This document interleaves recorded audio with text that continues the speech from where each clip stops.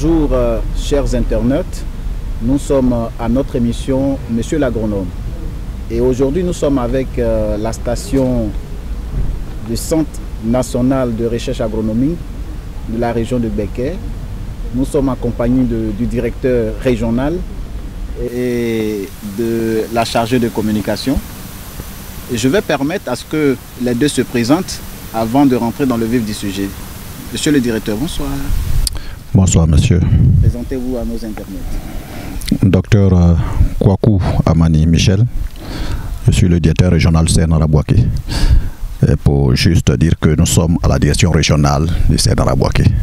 Okay, merci. Nous avons aussi la charmante dame qui est juste à ma droite. Elle va se présenter aussi à nos internautes. Monsieur. Madame, bonsoir. Je suis née ailleurs, mais Madame Meounou est ma devenue. Je suis chargée de communication au niveau du CNRA. Ok. Les présentations étant faites, nous allons rentrer dans le vif du sujet. Avant de pouvoir poser des questions pour permettre à nos invités, aux spécialistes de pouvoir nous donner des explications ou des informations relatives donc au fonctionnement du CNRA, nous allons permettre à la chargée de communication de pouvoir quand même nous situer le CNRA. Madame, quand est-ce que le CNRA a vu le jour? Est-ce qu'il y a des stations qui sont éparpillées sur l'étendue du territoire national? Oui, la question vous est adressée, madame. Merci beaucoup.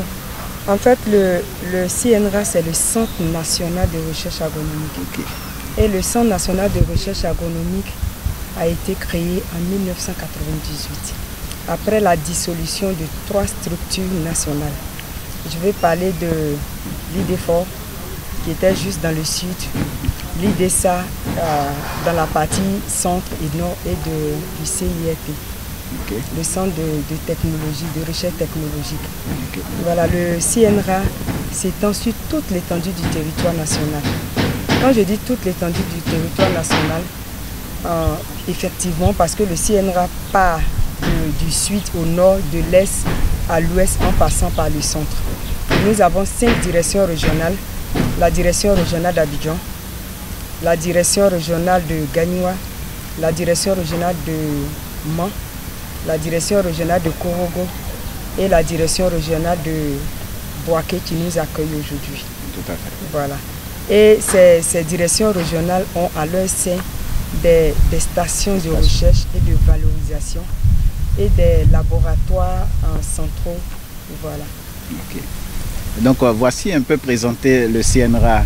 Nous allons permettre au directeur régional de pouvoir nous montrer la politique de reconstitution des semences après les crises. Parce que nous savons qu'il y a eu des crises. Lorsqu'il y a des crises, des semences sont emportées. Monsieur le directeur, quelle est votre politique de reconstitution? Merci, monsieur. Je voudrais juste ajouter à ce que madame a dit, que dans cette répartition régionale du CNRA, chaque région a un rôle national. C'est-à-dire qu'il y a des spécialités, il y a 20 programmes qui sont répartis au niveau des régions. Par exemple, Bouaké, qui est notre région, a 6 programmes de recherche. Et ces 6 programmes de recherche s'étendent sur toute l'étendue du territoire ivoirien. C'est-à-dire qu'aujourd'hui, si vous parlez de recherche sur le manioc, ça part de Bouaké, mais ça couvre d'est en ouest et du nord au sud de la Côte d'Ivoire. Je voulais juste préciser cela.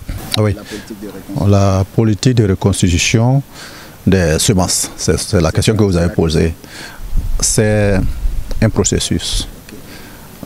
Disons, on parle de reconstitution ou même de production de semences.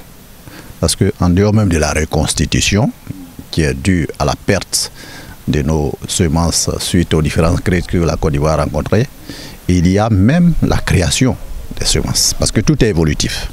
Voilà. Donc cette politique répond à une stratégie. C'est-à-dire qu'il faut créer la bonne semence, ensuite la multiplier, et puis la diffuser. La création, c'est quoi? C'est dire que on appelle ça soit les variétés ou bien les souches pour les animaux, variétés pour les plantes. Aujourd'hui, nous sommes en 2023. les besoins des populations en 2030 ne seront pas les mêmes que celles d'aujourd'hui. Donc c'est évolutif. C'est pour ça que je parle de création. Donc quand vous parlez de reconstitution, il a d'abord fallu, suite à la crise, et même pendant la crise, parce que pendant la crise, nous avons dû sauver beaucoup de ressources génétiques. Tout part de là. C'est quoi les ressources génétiques? C'est ce qui existe à l'état actuel. Quand vous prenez une culture, dans la nature, elle existe. Chez le producteur, elle existe. Ce sont ces différentes cultures-là que nous prenons. Et nous, en tant que structure nationale de recherche, nous procédons à une amélioration. Qui veut dire que si vous avez, je prends par exemple le manioc. Si vous avez un manioc qui produit beaucoup et qui ne donne pas un bon produit comme de la tiéké, et que vous avez un autre qui produit très peu, mais qui donne du bon atiéké, nous mettons les deux ensemble. C'est ce qu'on appelle croisement. Nous les mettons ensemble et nous créons un autre type de manioc qu'on appelle variété, une autre variété de manioc. Et celui-là, cette variété-là, va pouvoir répondre à la fois aux besoins de production, rendement, et aux besoins de qualité. Donc c'est ça la création. Lorsque nous avons fait cela, nous multiplions ce que nous avons produit en station, ce que nous avons créé en station, nous multiplions. Et puis, arrivé à un certain stade, nous faisons des tests nationaux pour que le producteur qui se trouve à Mans, je dis par exemple à Mans, puisse voir quelle variété lui convient chez lui. Idem pour celui qui se trouve à Korogo, pour celui qui se trouve à Boaké, pour celui qui se trouve à Bonois. Donc voilà un peu ce qui est fait.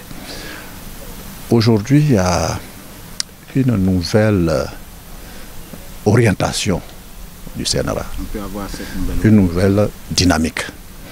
La dynamique ancienne a constitué juste à créer, juste à tester, et puis la diffusion elle-même était restée un peu à l'écart, surtout chez la culture vivrière et les animaux. Chez la culture pérenne, le schéma existe. Quand je dis culture pérenne, je parle du café, du cacao, de l'EVA, du palmier à huile. Il y a un schéma qui fait même que l'on vient de l'extérieur de la Côte d'Ivoire pour payer les semences de palmier à huile en Côte d'Ivoire. Ça, c'est établi. Maintenant, quand on prend les cultures vivrières, il faut l'établir. Et pour que ce soit fait, il y a d'abord que la population sache que ça existe. Je vais vous prendre des exemples. Quand vous voyez la tomate qui est produite aujourd'hui, pratiquement toutes les semences sont importées. On va vous dire des noms des semences que vous ne connaissez pas. Or, quand c'est importé, la qualité reste à voir. Parce que normalement, une semence, il y a des qualités qu'on recherche. C'est-à-dire le pouvoir germinatif, il y a la pureté, il y a un ensemble de critères. Monsieur le directeur, on ne va pas toucher la question des semences. Nous allons rester dans la politique de reconstitution. Ok, donc cela étant fait... Après avoir parlé des objectifs, nous allons rentrer maintenant ok, dans les semences. Donc je pense que maintenant j'ai fait le tour de la reconstitution. C'est-à-dire qu'on a pris ce qui existait, on a rassemblé, on a complété par des créations et puis on a des semences. Ok. Maintenant, est-ce qu'on peut parler des objectifs, donc des missions qui vous sont assignées? Alors, le Centre national de recherche, oui, vous parlez du Centre national de recherche agronomique, voilà. Le Centre national de recherche agronomique est le leader de la recherche agronomique en Côte d'Ivoire. De ce point de vue, nous avons notre slogan qui date de quelques années déjà, qui dit « Nous créons aujourd'hui l'agriculture de demain ». Nous créons aujourd'hui. Nous innovons. Nous innovons. Nous innovons aujourd'hui l'agriculture de demain. Nous innovons aujourd'hui l'agriculture de demain. Okay. Cela veut dire quoi? Cela veut dire que le rôle du CNRA, c'est de transformer l'agriculture de la Côte d'Ivoire en termes d'objectifs. Donc cela veut dire que c'est de créer, de faire une agriculture durable, compétitive, respectueuse de l'environnement et qui répond aux attentes des utilisateurs. C'est là l'objet. Voilà. C'est-à-dire qu'il faut, en un mot, arriver à rendre notre agriculture compétitive. Et la compétitivité passe par quoi? Ça passe par des variétés ou même des races animales qui sont rentables, qui produisent beaucoup. On va rentrer même directement dans les semences. Oui, c'est de cela que je parle. C'est de cela que je parle. Je disais que la semence, parce que la semence en elle-même, c'est le résultat final du processus. C'est pour cela que je ne parle pas semence en tant que telle. Si vous voulez, vous ouvrirez une lucarne dans laquelle on va parler semence. Semence, là, je serai précis sur la semence. Mais pour le moment, je parle de ce que le CNRA fait, puisque vous avez demandé les objectifs du CNRA. C'est de cela que je parlais. Donc, notre agriculture doit être compétitive. Elle doit être durable dans un environnement qui change. Les changements climatiques. En termes de changement, quand on dit changement climatique, très souvent on n'a pas une nette idée. Ça englobe beaucoup de choses. Ça englobe la rareté de la pluie. Ça peut aussi dire que les pluies sont tellement abondantes que la plante ne peut pas se développer. Ça veut dire qu'il va faire plus chaud. Ça veut dire que parfois il va neiger. Donc c'est tout ça le changement climatique qui a des effets sur l'agriculture. Donc c'est ça. Et notre agriculture doit être compétitive pour pouvoir mitiger, comment on appelle ça, mitiger, le terme est un peu en anglais, mais pour dire que pour être... Allons en anglais, pour que ces produits-là, on puisse la résilience, c'est pas l'anglais, c'est la traduction française, c'est la résilience. Pour que ces produits soient résilients au changement climatique, c'est-à-dire que quand les conditions changent, ces produits-là doivent pouvoir se développer correctement. C'est ça la résilience en fait. C'est pas parce que les conditions ont changé que ces produits vont disparaître. Donc c'est ça. Donc je voulais dire que j'ai parlé de compétitivité, j'ai parlé de durabilité, j'ai parlé de réponse aux attentes des utilisateurs. C'est-à-dire que l'utilisateur, il y a plusieurs types d'utilisateurs. Il y a le producteur lui-même. Aujourd'hui, le producteur de 2023 n'est pas le producteur de 1960.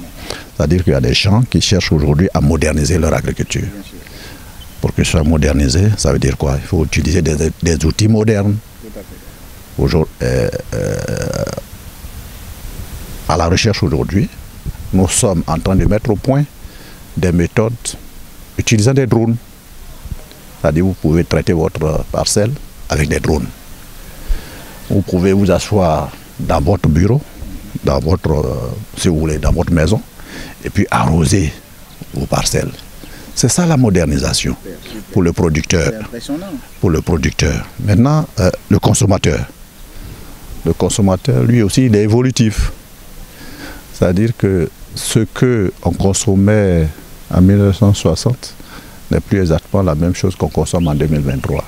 Donc, quand vous allez demander un attiéké qui est naturellement coloré jaune, il faut qu'on vous trouve cet attiéké naturellement coloré jaune.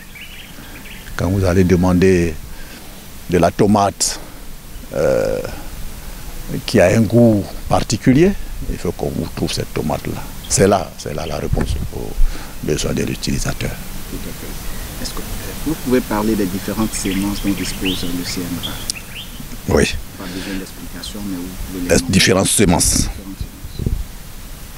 Je l'ai dit, le CNRA c'est grand. C'est grand. On parle des cultures pérennes qui sont dans le sud. On a des semences de palmier à huile, on a des semences d'EVA, on a des semences de cocotiers. Et puis, si on vient vers le centre ici, en ce qui concerne les cultures vivrières, on a de la tomate, On a de l'aubergine, on a du gombo, on a du piment, on a du soja, on a du manioc. C'est diversifié. Tout à fait. Voilà, c'est diversifié. Qu'est-ce qui fait la particularité de vos semences? Parce qu'on peut trouver des semences au marché, on peut voir c'est la qualité. C'est la qualité. Pour aller semer. Mais qu'est-ce qui fait la particularité de vos semences? C'est la qualité de la semence. Quand vous parlez de qualité, monsieur le directeur, je vais vous expliquer ce à quoi se réfère cette qualité. Normalement, une semence, n'importe quoi ne doit pas être vendu sur le marché comme semence. Une semence doit être pure. C'est-à-dire que quand vous prenez, si vous voulez une variété d'aubergine que vous semez, vous devez pouvoir retrouver dans vos champs uniquement cette variété. Uniquement. Il ne doit pas avoir de mélange. Il ne doit pas avoir de mélange. Il ne doit pas avoir de mélange. Un premier critère. Deuxième critère, il faut un bon pouvoir germinatif. Ça veut dire quoi? Ça veut dire quoi? Ça veut dire que quand vous semez, par exemple, 100 graines, vous devez pouvoir obtenir au moins 90 qui ont levé. C'est ça le pouvoir germinatif. Et puis, ce sont les deux premiers gros critères, ça. Donc on peut répéter les deux premiers. La pureté et puis le pouvoir germinatif. Voilà. Ça, c'est la qualité de la semence. Et on ne peut pas être trouvé ailleurs sur le marché? Pour le moment en Côte d'Ivoire, je ne vous dirai pas qu'on ne trouve pas ailleurs, mais l'expérience nous montre que malgré le fait que nous disons que nous ne vendons pas directement aux producteurs, ceux qui connaissent nos variétés viennent s'approvisionner chaque année chez nous. Voilà, ceux qui connaissent nos variétés. Donc le conseil que vous donnez aux producteurs, aux cultivateurs, c'est de venir au CNRA. C'est garanti. Voilà, nous avons la garantie de la qualité de la semence au CNRA. Parce que c'est issu du processus bien guidé de la production jusqu'à la mise en sachet. Il y a un processus qui, bon, je ne sais pas s'il faut vous en parler, mais le processus au champ, quand vous voulez créer une semence au champ, il faut que la parcelle soit isolée. Il faut qu'elle soit isolée pour ne pas que, c'est là où vous utilisez votre terme hybridation, pour ne pas que d'autres plantes viennent hybrider votre semence. Ça, c'est la première chose. Quand vous allez récolter, il ne faut pas qu'il y ait du mélange de votre semence. Deuxième chose, quand vous envoyez ça au magasin, il faut que ce soit bien stocké. Parce que, bien conditionné. Parce que si vous prenez votre semence, que vous la mettez n'importe où dans la chaleur, j'avais parlé du pouvoir germinatif, ça va baisser. Ça va baisser. Donc, au CNRA, tout ça est respecté. Toutes ces normes de production de semences sont respectées pour toutes nos cultures. Mais dites-moi, avec cette expertise dont dispose le CNRA, est-ce que les paysans s'intéressent à ces semences-là, à vos services? Je vous avais dit tout à l'heure que nous sommes dans un changement de stratégie. Voilà. Nous avons pensé qu'il fallait laisser l'acquisition des semences par les producteurs à d'autres structures. C'est ce qui était fait jusqu'à présent. Mais cela nous a un peu causé préjudice. Parce que nous retrouvons nos semences, nos variétés ailleurs, avec d'autres dénominations. Donc nous pensons que nous devons nous faire connaître en donnant directement nos variétés aux producteurs. On appellerait les paysans, aux agriculteurs, en leur vendant directement. C'est ce que nous sommes en train de chercher, que nous sommes en train de mener. Voilà. En disant à tout le monde que le CNRA dispose de semences. Pas les moindres, les meilleures semences. En tout cas, à notre sens. Monsieur le directeur, n'ayez pas peur de le dire. Le Sénat dispose, voilà, le Sénat dispose des meilleures semences. Et c'est la réalité, hein. Oui, c'est la réalité sur le terrain. C'est la réalité. Ok, monsieur le directeur, si on doit faire un bilan de vos recherches, de vos objectifs, est-ce qu'on peut parler de l'atteinte de vos objectifs? Est-ce que vous avez atteint vos objectifs en matière de recherche?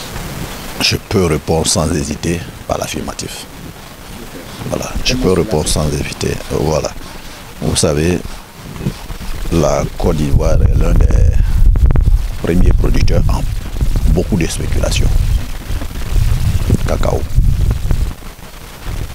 café, palmier à huile, igname. Non, igname, on est 3e mondial. Manioc, on occupe un rang assez honorable. Mais tout cela part d'où? Tout cela part du fait que la recherche a joué son rôle de soutien. Et moi, je crois que même l'État ivoirien en est conscient. Parce que si l'État ivoirien n'en était pas conscient, le CNRA aurait disparu. Voilà, avec les différentes difficultés que nous avons connues. Si l'État ivoirien n'était pas conscient du rôle essentiel que nous jouons, nous aurons disparu. Donc je peux affirmer que nous avons atteint notre objectif. Cela ne signifie pas qu'il faut s'arrêter. Il faut innover. Il faut innover parce que le monde est de plus en plus compétitif. Et c'est la politique actuelle que la direction générale du CNRA mène afin d'innover et de répondre. N'oubliez pas, nous avons dit depuis le départ, aux besoins des utilisateurs qui changent. Parce qu'il ne faut pas dormir sur ses lauriers. Merci beaucoup, monsieur le directeur. Merci à nos invités. Nous étions à notre émission, monsieur l'agronome, et vous-même vous avez su qu'ici au CNRA, il y a des semences homologuées, bien sûr, pour une productivité vraiment très, très rentable. Merci et à bientôt pour un autre numéro.